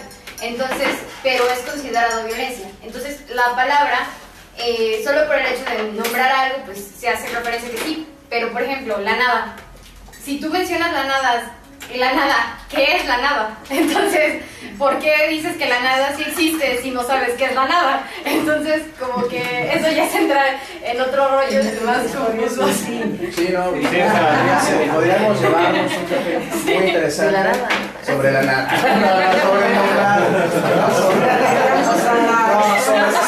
Sobre esto, ¿no? Realmente el ser, el existir a través del lenguaje, de lo hablado, de lo pronunciado. Pero bueno, retomamos, se los planteé entre paréntesis porque finalmente estamos hablando del mito, pero todo tiene relación. Entonces, ¿qué mito ustedes conocen? Que las personas que no han hablado, ojalá levanten la mano y puedan comentarnos algunos. O de qué manera escucharon una vez algún mito y les llegó en su vida personal, no sé. ¿Tuvo alguna otra cosa? Yo sé. Okay. Perdón, antes de acerca de lo que dicen de de la nada, hay filósofos que se dedican a hablar de lo que no es, o sea, de lo que es la nada, ¿no? De lo que puede ser, o sea, Jean-Paul Sartre tiene creo que 3 apartados de la nada, ¿no? Y versa mucho sobre eso para tratar de explicar lo que no es. Entonces, hasta de la nada se puede hablar de ese problema, ¿no? Si existe algo que podemos decir, es que existe su contrario. Entonces, que nosotros tengamos la pretensión o la comodidad de hablar de una de las polaridades, pues está bien, ¿no? Porque es más cómodo y más asequible para nosotros poder hablar de eso. Pero de que existe el otro polo y de que se puede hablar bastante y complicado del tema, se puede. Perdón. Sí, es acerca de esto mismo sobre lo que no existe, ni el nihilismo, ¿no? Es decir, nada como concepto aquí en Occidente no se entiende, es decir, la diferencia entre Occidente y Oriente es muy notoria, sobre todo en la forma de pensar las cosas, en la lógica y bueno, sobre todo en la forma en que se comunica la gente, en su lenguaje, ¿no? En Oriente nada como lo ven desde otro aspecto, desde otra óptica, para ellos sí existe, ¿no?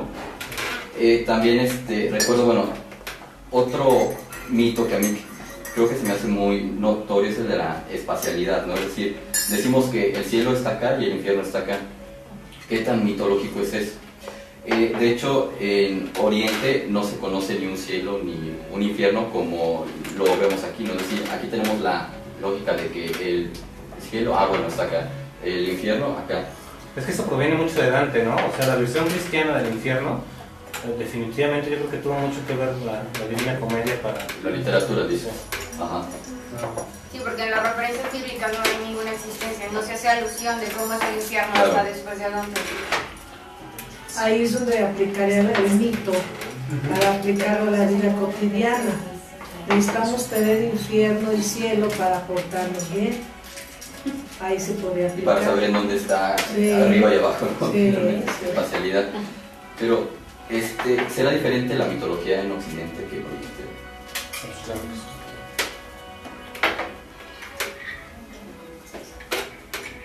Sí. De las personas que no han hablado, ojalá nos gustaría. Aquí ves venir a dialogar. No teman que digan, voy a decir algo estúpido para los demás, porque nada es estúpido. Nosotros tenemos esa creencia. Lo estúpido aquí lo decimos. Nosotros somos los estúpidos, ustedes no. Entonces, finalmente, ojalá que se animen los que no han hablado. Ya está apagada. No me estoy... Ya está apagada. No se apure. No, o sea, ¿cómo puede influir el mito en la vida misma para realizar tal o cual cosa? Se me está ocurriendo, dicen, los camarones son buenos afrodisíacos. Es un mito, es una realidad. Pero ya con creerlo, aunque no absolutamente pero ya con la sugestión. ¿Por qué los ostiones serán afrodisíacos? O sea, ¿qué le vieron de afrodisíaco? Me imagino, o sea... Sí, me lo dice. Parecen, sí las han visto, ¿no? Parecen mocos, ¿no? Están babosos. Sí. Un café sobre el moco. No, sí, o sea, usando mi imaginación sí, ¿no? Pero... ¿por qué tendría que ser afrodisíaco? O sea, sí, toda la idea, ¿no? Pero bueno. Sí, bueno, ¿de dónde lo sacan? De su panchito.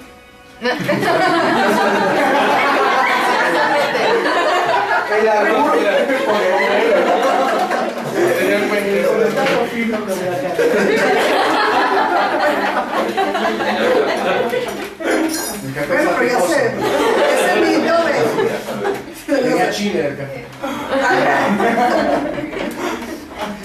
Era como el chocolate de Moctezuma. En fin, ese mito ayuda a que se lleven por buen término esas situaciones sexuales. Ay, no, sí, aunque a lo mejor no realmente no tenga alguna sustancia, algún elemento que sí realmente sea afrodisíaco, pero si ya lo tiene uno en la mente, Sí, claro. pues ya así como que, ay, no, sí, cierto.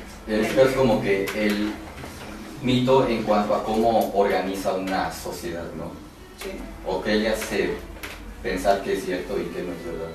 O Sí. que está bien y que está mal. Sí, porque también, bueno, aquí el mito también podía llevar, o sea, para llevarnos a disfrutar o algo bueno, como también un mito negativo que nos impida, pues, hacer algunas buenas acciones o malas, ¿no? Sí tendríamos que analizar, no nada más recibir el mito, sino ahora sí que analizar realmente si es benéfico o no benéfico para nuestra vida. Y si tú analizarías este mito, ¿sentirías que ya no serías parte de la misma sociedad? Es decir, tú piensas que el mito te hace estar en una sociedad o quizás en una familia, en una institución, a lo mejor. Pues sí, nos hace parte de una sociedad. O sea, uno pudiera decir, o sea, regresando al mito que habíamos comentado, pues bien sabemos que es mental, pero pues ya sí nos hace convivir. ¿Qué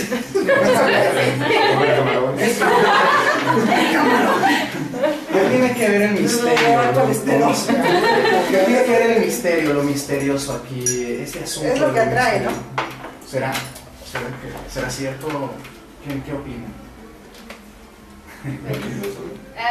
Sí, bueno, creo que en general lo que nos obliga a creer es la propia ignorancia del ser humano, porque el hecho de no saber qué hay más allá o después de nos hace pues, llegar a pensar que eso sí en realidad existe. Por ejemplo, los camarones, algo tan sencillo, tan cotidiano, el que uno no sepa cuál es la razón o de por qué se dicen y se ponga a investigar va a hacer que siga consumiendo. Por ejemplo, las uvas que se consumen en Navidad, si te comes y que te atragantas cada año nuevo, tienen una razón de ser y que nadie sabe. Por ejemplo, nadie sabe que las uvas fue porque existió una temporada de cosecha abundante, entonces había que deshacerse de las uvas sobrantes y por eso se empezaron a consumir como tradición. Entonces pasó a ser como una leyenda así como histórica, y yo creo que la gran mayoría todavía ni siquiera sabíamos ni por qué consumimos uvas, pero en las temporadas pues ya de finales de año aumenta en grandes cantidades por cuestiones de consumo y por cuestiones de tradición. Entonces, pero es nuestra propia ignorancia del ser humano, en que no sabemos ni qué onda ni nada, lo que nos obliga a creer, y vamos a seguir creyendo en tanto el ser humano esté condenado a la duda. O sea, en tanto el ser humano no obtenga respuestas, las va a seguir haciendo. Bueno, y me atrevería a decir que, por ejemplo, en la existencia de los dioses, pues era su duda sobre, por ejemplo, si me muero, ¿a dónde va mi esencia? ¿A dónde voy yo? Después, ¿hay vida después de la muerte? Entonces, se tenían que inventar algo para justificar que no nos vamos a perder o algo así por el estilo, para poder vivir tranquilos, por decirlo así. Muchas gracias. Entonces, sí. Bueno, después de todo lo que he estado escuchando, pues como decía en un principio, los mitos siento que son una forma de identidad, pero también que algunos los inventaron como una forma de control, ¿no? Por ejemplo, la religión, todo lo que bueno, yo ahorita se me vino a la mente lo de la aparición de la Virgen de Guadalupe, ¿no? Por ejemplo. si es una leyenda, también, pero muchos creemos. Y eso nos hace también tener una identidad porque es la Virgen de México, ¿no? O sea, la Virgen Morena. Entonces existió nopalero, bueno, ahí se desatan muchas cosas, pero sí lo siento como una forma de identidad, pero también una forma un poco de control de a lo mejor de unos cuantos hacia la población. Es que sin duda, a pesar del control que puede existir a través de las tradiciones literarias o de las tradiciones que tal vez no sean literarias pero que se hacen, no sé si sea tanto de identidad, pero sí de pertenencia, ¿no? Y esto de pertenecer a algo frente a las posibilidades que nos brinda la nada en un momento dado, o el existencialismo más crudo, ¿no? Por ejemplo, yo siempre he pensado que de creer a no creer es mejor creer. O sea, definitivamente en lo que tú creas es preferible creer, siempre, sin duda. Acerca de lo que hablan, como dicen, muchas veces los mitos los utilizamos como formas de comportamiento autómatas.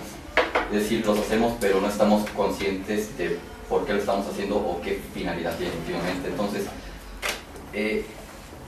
¿desde cuándo un mito se convierte en una superstición y por qué? Porque la gente tiene miedo por lo que decía, no sabemos lo que decía Noemi, ¿verdad? No sabemos hasta dónde va, qué es lo que va a pasar con lo que nos puede pasar si no lo hacemos. Por eso es que, por ejemplo, cuando alguien te hace algo, tú dudas entre si te vengas o no, porque viene o piensas que puede existir un karma. Entonces, esa parte de que no sabes realmente, si realmente le haces y algún mal, crees que de alguna otra manera se te va a resarcir. Crees que porque si no es ahorita, te puede pasar después. Entonces la gente por eso cree en estas situaciones. Seguramente el que inventó el karma era alguien que no quería que le pegaran, ¿verdad? Se te va a regresar unas veces. Y aparece la idea del pecado, ¿no? También, así en nuestra cultura, ¿no? Finalmente haces algo malo y ya pequé y ya no alcanzo, ¿no? La calificación de 10, ¿no? Y ando en 8.5, mejor tengo que ir a confesarme. Y por ejemplo, Michel Foucault habla del sacerdocio, ¿no? De cómo el sacerdocio, por medio de eso también hay un control, ¿no? Él sabe tus pecados, él es el único que puede curarte en ese sentido, ¿no? En el alma, ¿no? Sí, después hace un análisis de cómo el psicoanalista vino a suplir esta figura que era del sacerdocio, ¿no? Entonces ya no tienes que ir al sacerdote si no crees, no hay bronca, ¿no? Ve con el psicoanalista a decirle que eres infiel, a decirle que no puedes dormir porque tienes ciertas cosas. Y lo que hace el psiquiatra es que por medio de la palabra, o sea, los cristianos tampoco estaban tan alejados de lo útil que puede ser esto, ¿no?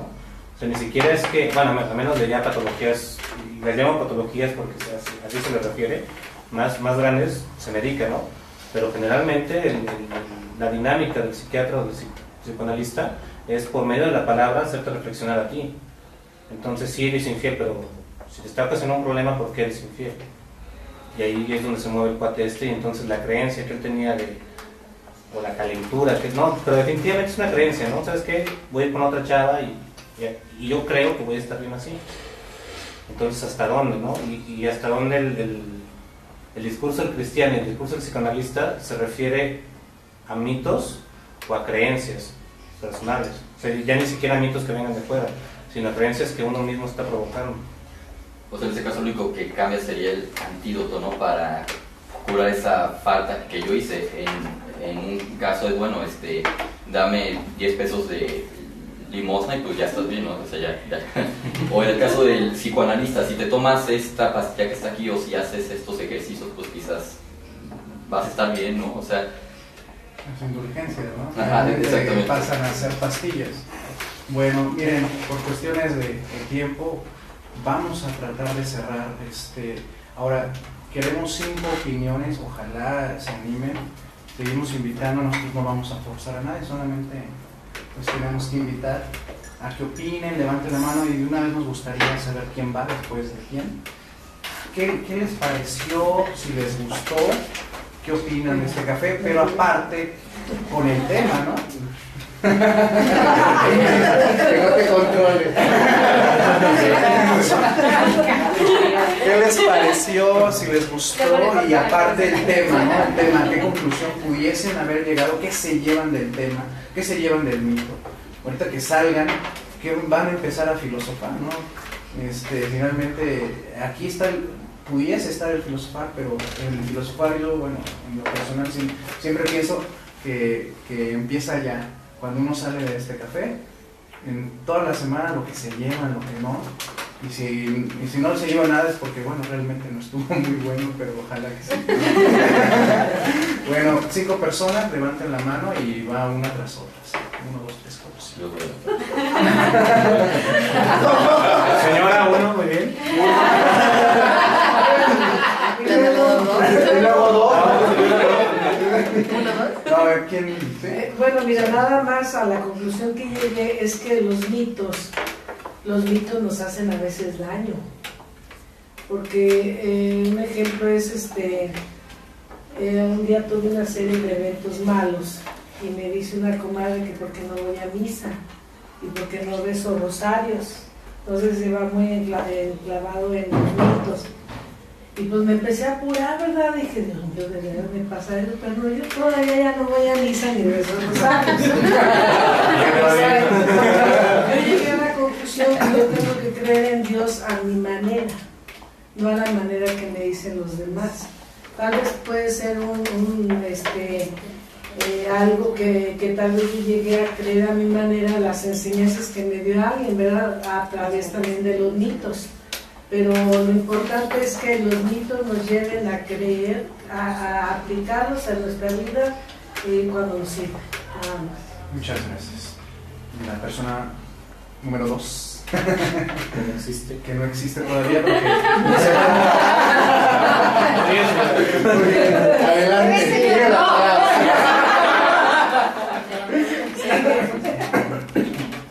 Pero deja que se me ocurra. Okay, muy bien. Sí, bueno, yo sí llego a estas conclusiones que son estas dicotomías del bien y el mal, por ejemplo, del yin y el yang, todas estas cosas que tienen que existir para que todos estemos aquí, como una carga positiva de energía con una negativa de energía que se llegan a unir. Son todas estas cuestiones que, pues, irrefutablemente, por ejemplo, el mito tiene que tener otra contraparte, una versión de la realidad que haga contrapeso para que exista. Entonces, yo creo que sí, que el mito tiene una razón de ser porque la sociedad así lo quiso y que, pues, por ejemplo, en el caso de Dios, o sea, ¿por qué Dios tiene que ser un ser monstruoso y un ser temible, un castigo? ¿Por qué no puedes llegar a decir si Dios ama a todos, si es bueno y bondadoso? Toma eso y chalala y X lo del mito, o sea, si te sirve para tu vida, acéptalo, pero yo creo que ya no es tan práctico en la cotidianidad porque el mito ya está alejado de, pues, todas estas creencias científicas y todas estas cosas que vivimos en la actualidad, que ya no es tan funcional para nosotros, ya no es necesario en nuestras vidas. Ok, muchas gracias. José, Bueno, yo por el contrario sí pienso que los mitos siguen estando presentes en todo momento, siguen construyendo nuestras realidades de muy diversos sentidos. Y en ese sentido creo que el mito como tal, como proceso humano, no podría desaparecer porque es parte misma de la esencia humana, ¿no? Nos hemos explicado, la ciencia incluso, la historiografía, la filosofía incluso pudieran ser hasta sucedáneos de la mitología, ¿no? Incluso pudieran serlo, ¿no? Entonces yo creo que como inherente al ser humano van a estar presentes siempre, tanto el humano sea humano. Ya si evoluciona otra cosa, pues quién sabe. Ahora levanta de la mano a ella.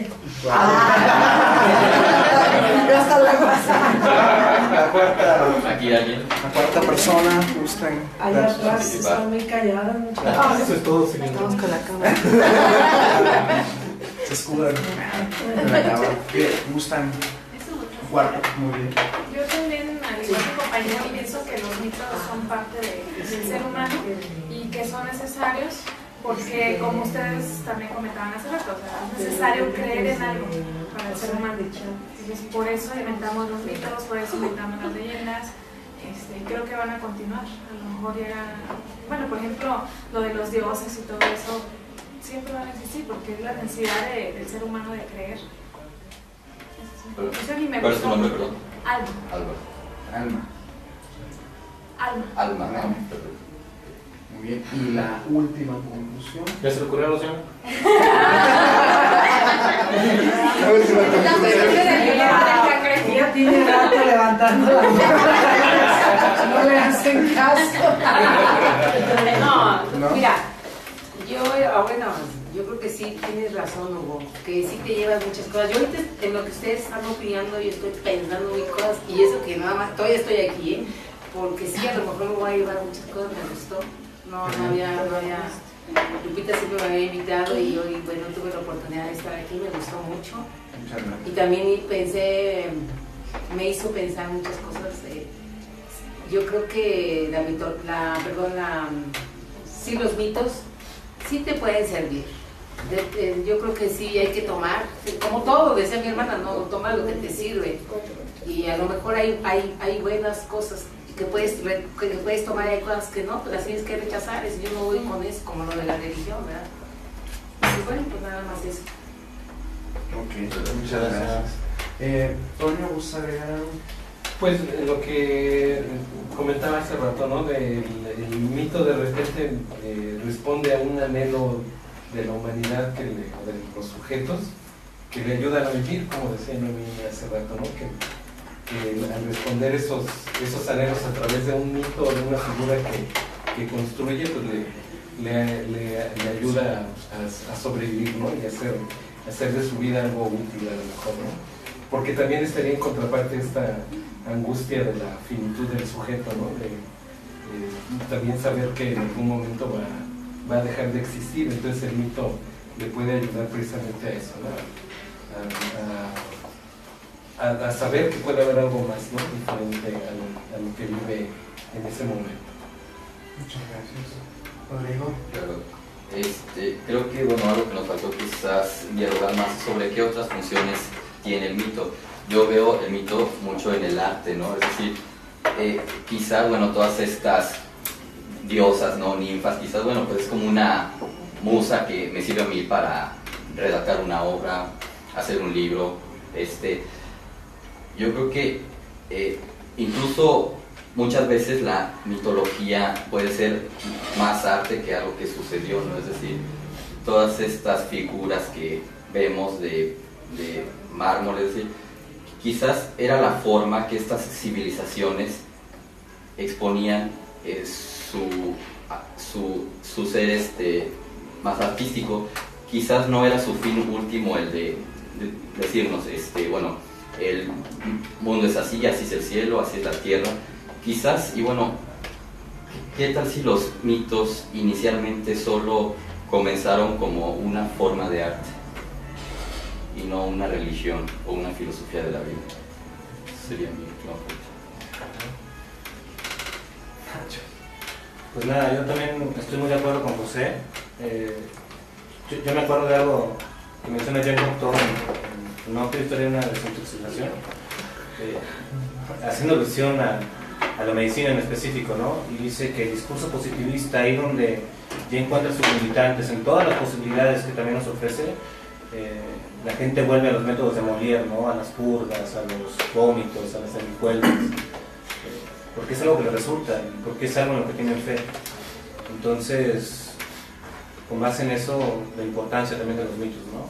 Que provocan en nosotros creencias que nos mueven y que nos motivan a seguir viviendo de alguna forma, ¿no? Pero que siempre son motivantes. Pues de mi parte, yo concuerdo con la señora, ¿cómo se llama? Lourdes. Yo concuerdo con Lourdes desde dos puntos. Existen los mitos por la experiencia, pero debe haber una experiencia personal para su apropiación, para su interpretación, ¿no? Finalmente, estas dos, ida y venida de experiencias, una que ya se plasmó y otra que se va a plasmar, ¿no? Entonces, finalmente, yo sí pienso, generalmente casi nunca doy mi comentario en referente, siempre me gusta lanzar las preguntas, pero Yo sí pienso que tiene importancia el mito desde el momento en que nos paramos de la cama, vemos el sol y queremos conocer la realidad, conocernos a nosotros mismos y conocer la realidad. Yo, a nombre de todo el equipo de Café Filosófico, de Toño, de Rodrigo, del Nacho, y de un servidor, Víctor Hugo, estamos muy contentos que nos hayan acompañado, que hayan venido, ojalá que lo hayan pasado padre. El próximo tema, de una vez se los lanzo, es la erótica desde un contexto potosino. Este es un tema que propuso Nacho y que pues vamos a tratar de abordar entre todos aquí. Pues la erótica, ¿no? De hecho, el tema es las posibilidades de la erótica frente a un contexto potosino. Ah, muy bien que me corregiste. Bueno, finalmente. Muchas gracias. Me gustaría que nos diéramos un gran aplauso por esta sesión.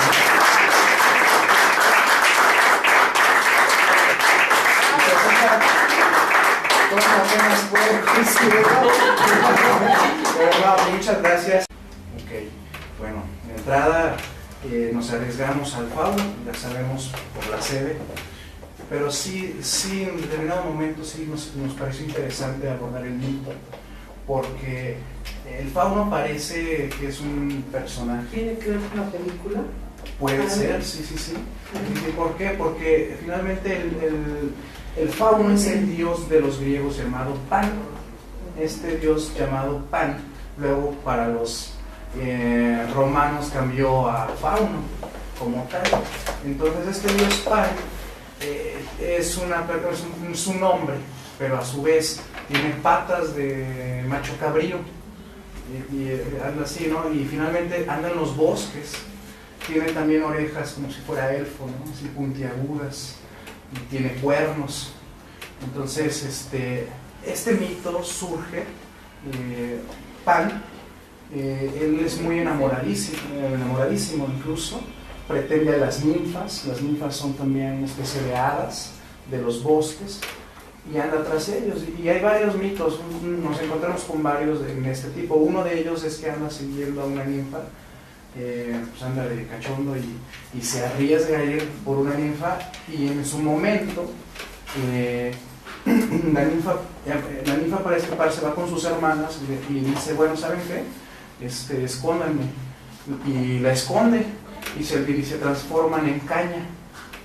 Él anda siguiéndolo y pues ya no vio las cañas, pero tan atemorizadas estaban las ninfas que solamente el exabrupto del fauno, el ruido y todo esto hace que las cañas empiecen a sacudirse con el viento, y entonces él empieza a escuchar sonidos, y de ahí deriva que hay una flauta que es hecha de carricitos, están todas juntas.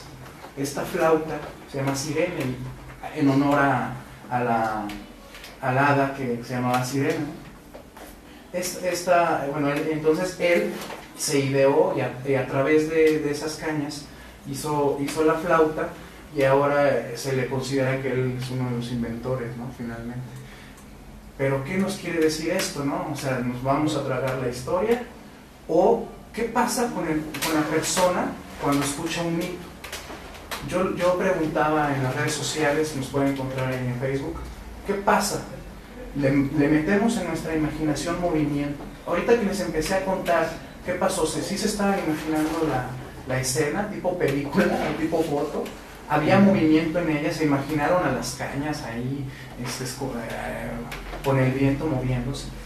Entonces, a través del fauno, bueno, también aparte se comenta que el fauno pues es muy erótico, ¿no? Por esta distinción entre el animal que está en las patas y bueno, ¿qué tenemos nosotros los hombres y mujeres abajo para sus compañeros? Y la diga en voz alta, que diga su nombre y diga una pregunta, y luego pasamos y así, no la respondemos, solamente formulamos la pregunta. O sea, por ejemplo, iniciamos con usted o con las señoritas y formulamos y la aventamos, y así nos vamos, y así nos vamos, y así. Es con relación al tema que vamos a tomar. A esta introducción que vamos a dar, vamos a aventar. Quien no guste dar la pregunta, no hay ningún problema.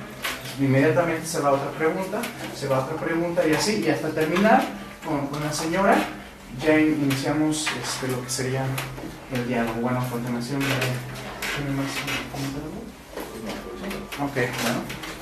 Bueno, antes que nada, perdón, la invitación es a que opinen, ¿no? Esto se nutre de sus opiniones y es muy rico que todos opinemos. Parece ser que la figura del fauno no nos va a dar para hablar desde la experiencia, pero van a ver que en el transcurso de introducción y del mismo desarrollo del taller va a haber puntos tangenciales donde nosotros podemos hablar desde la experiencia. ¿Sale? La invitación está hecha para que todos ustedes participen. De esto se nutre el café. Y bueno, sin más, empiezo con mi pedazo de introducción. Víctor hará otro y no sé si mis compañeros. Ah, ok. ¿Sale? Y Rodrigo termina. Sí, yo punto lo trazo. Ok, yo comienzo así. La necesidad de comprender la realidad arrastra al hombre a ciertas formas. Esto no quiere decir que una sea mejor que otra, de asirse y compartir lo que se cree de la realidad. Aquí las creencias se transmiten de generación en generación, creando formas e imágenes de un mundo. El tránsito del mito al logos funge como un pilar dentro de la comprensión de los saberes del hombre, pues si bien estamos acostumbrados a la diosa ciencia, esta no ha sido siempre lo que es ahora. Recordemos, por ejemplo, las costumbres que aún sin ser nuestras hemos hecho tradición. ¿Recuerdan el gordo vestido de rojo? A ese que con toda tranquilidad celebramos en vez de Jesucristo. ¿Recuerdan a Dios? ¿Recuerdan que ese Dios que tenemos en México se nos impuso en un comienzo? Aquí no se trata tampoco de decir que todos sean así o que esto sea mejor que aquello. Lo que se pretende es abrir un diálogo teniendo en cuenta esto, tener un referente que si bien es algo escueto puede servir de ejemplo para aclarar un punto. Tanto tiene importancia las formas que tenemos de vivir, tanto las creencias y condiciones que nos han posibilitado estar aquí. Aunque no en todos los casos consideremos a aquellas creencias y condiciones como verdaderas, entre comillas, en este momento. Mi compañero Víctor hará más explícito no solo el mito del fauno, sino algunos otros que nos pueden ayudar a ver cómo hemos hecho del mito una manera de comprender la realidad. Bueno, tenemos al fauno. ¿Quién conoce el fauno? Levántame la mano. ¿Quién conoce el mito del fauno? ¿Algún mito sobre el fauno? Yo creo que hay muchas formas de ver este tema y depende a cómo la vea, pues yo creo que obtendremos distintos tipos de pues ópticas, ¿no? Entonces, pues no sé qué opinan de ustedes acerca de esto. Esa sería me gustaría agregar a la vez algo que como dije ya para esta introducción. Hoy en día se utilizan muchos mitos sin darnos cuenta. Por ejemplo, Freud en su psicoanálisis se toma el mito de Edipo y bueno, en Jung de Electra. En este mito de Edipo, ¿no? Era el hijo que amaba a su madre, y igual determinadamente Electra también. Entonces, ¿qué interpretación le damos a los mitos? Que finalmente, si nosotros vemos nuestra moneda de 10, 20 centavos, 50 centavos, hay un águila devorando una serpiente. Y según la leyenda, por eso también les digo, según la leyenda, pero también según el mito, ellos vagaron, los aztecas y los mexicas, para encontrar a esa águila devorando una serpiente y ahí fundar Tenochtitlán. Y hoy en día nos diferencia de una bandera, pues el verde, el blanco y el rojo son un símbolo, y dentro de ahí también hay un símbolo, ¿no? Que nos hace tener una identidad. ¿Alguien sabe cuál es el símbolo de la medicina? Es una serpiente, no es una serpiente, enredada en un bastón, ¿no? Sí, un bastón, le llaman el bastón de Esculapio. Este bastón de Esculapio viene y deriva de una explicación religiosa, como es el cristianismo, y viene en la Biblia, ¿no? Que alejó finalmente al mal, hizo brotar agua. Entonces, esto de curar, ¿no? algo tan científico como la medicina está teniendo ahí un símbolo. Y entonces la pregunta sería, ¿un símbolo también podría ser un mito? ¿O deriva de un mito? Sí, claro que sí. Decimos que la mitología ya la hemos superado. Pero ¿qué tan mitológica es la filosofía y la cultura? Como el ejemplo que aquí dan con los símbolos. Entonces, de la misma forma, ¿qué tan mitológico es el mundo real en el que nosotros estamos aquí? O sea, ¿qué es mito y qué es real? Bueno, empezamos con las muchachas. ¿Gustan compartir una o nos esperan al final? Bueno, yo ahorita me surgió una pregunta ahorita que hablabas de la historia del águila, del escudo. Entonces me surgió una pregunta, no sé si sea muy obvia o cómo. Pero mi pregunta sería... De la cintura, pues tenemos nuestros aparatos reproductores, ¿no? Tanto el externo como el interno, pues puede ser la vagina y el pene. Y de parte de arriba, pues está el hombre. Entonces, por eso también a veces se le consideraba al fauno como lo asociaban con los impulsos sexuales, ¿no? Ese impulso por hacerlo, ¿no? Por ir más allá. Entonces, yo lo que le quería preguntar, y lanzo de las primeras preguntas que se me ocurre es, ¿el mito hoy en día tiene una importancia para explicar la realidad como hace tiempo? Otra pregunta que se me ocurre es, ¿podría surgir en determinado momento un mito de otra cultura que después puedan compartir? ¿Tendrá importancia el mito a través de la didáctica, de la pedagogía, para explicar hechos concretos? ¿El mito tiene importancia o solamente se nos ocurrió? Al hablar de mito estamos hablando también de dioses, finalmente. Pero cualquier cosa puede ser un mito. Por ejemplo, he escuchado que había un programa, ¿no?, que la historia detrás del mito, que era de TV Azteca y hablaban de personas así famosísimas. ¿Qué tendrá que ver? ¿El mito será leyenda? ¿Podemos decir que entonces Juan del Jarro es un mito? Así nos gustaría que nutrieran en este momento, y que al final de esta introducción también se levantara una persona y compartiera, y así como les comentaba. Bueno, en cuanto al tema de hoy, que es tanto la mitología como el fauno, yo creo que hay dos aspectos muy importantes a ver este tema. Es decir, por un lado está la óptica de la cultura, por el otro lado está la óptica filosófica. Acerca del fauno, bueno, ya Víctor nos dice que es un dios. Lo que sucede es que es un semidios. ¿Qué es semidios? Un semidios es aquel que está en medio de un dios, o los dioses y los hombres.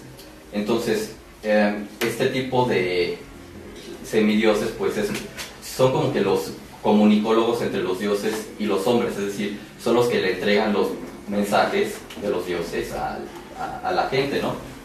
Entonces, bueno, esta es una forma como mitológica de verlo, pero ¿de qué forma se podría ver culturalmente? Es decir, quizás un mito solo es un depositario en donde la civilización, la que sea, coloca valores humanos, ¿no? Es decir, decimos que en el fauno pues está lo de la sexualidad, es borracho, ¿no? O sea, es decir, un mito es simplemente como que una figura fantástica, o me sirve a mí de algo culturalmente hablando. Es decir, ¿qué uso le puedo dar yo ahorita en este tiempo, ¿no? Entonces, pues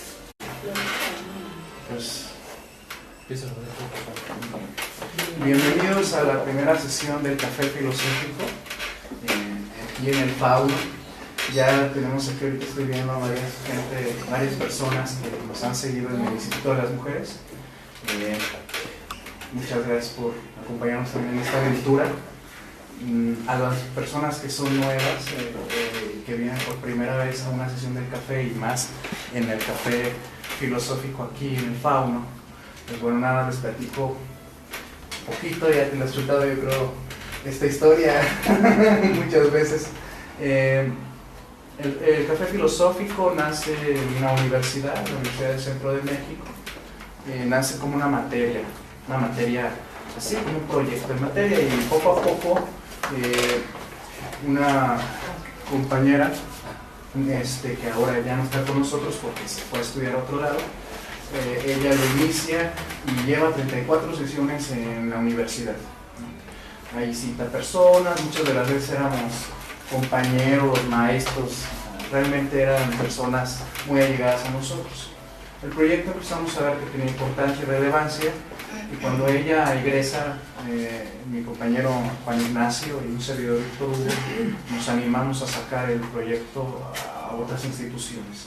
Y a partir de ese momento hemos estado en varias, hasta que aterrizamos en una sede como tal, que fue el Instituto de las Mujeres. Y hoy pues nos inauguramos acá en el Café del Fauno. El tema que vamos a hablar, y haciendo honor a la sede que nos ha permitido estar con ellos, es el fauno. Pero a partir del fauno vamos a dar estrategias sobre el tema a abordar, que podría ser el mito. Finalmente el fauno es un mito. Entonces, a partir de ahí vamos a poder tratar algunos matices, algunas líneas sobre los mitos, qué importancia tienen, si no la tienen. De entrada podemos crear conceptos, arriesgarnos a generarlos, si no, sería pues también factible circular acerca de esto, ¿no? Y pues bueno, a continuación mi compañero Juan Ignacio, pero antes pues bueno, voy a presentar a todo el equipo. En este lado tenemos al maestro Moreno Tapia, Juan Antonio Moreno Tapia. A continuación está Rodrigo Medina Vela, que es uno de nuestros compañeros también, y Juan Ignacio Figueroa Puente, y un servidor, Víctor Hugo Galván Sánchez. Y pues cualquier duda, cualquier inquietud, háganosla saber. Otra de las cosas es de que quien quiera hablar, quien quiera dialogar, opinar, levante la mano por favor. Al término de la explicación y de esta introducción, vamos a pedir que cada uno vaya ahorita desde este momento formulando una pregunta, y al final, quien guste, formule una pregunta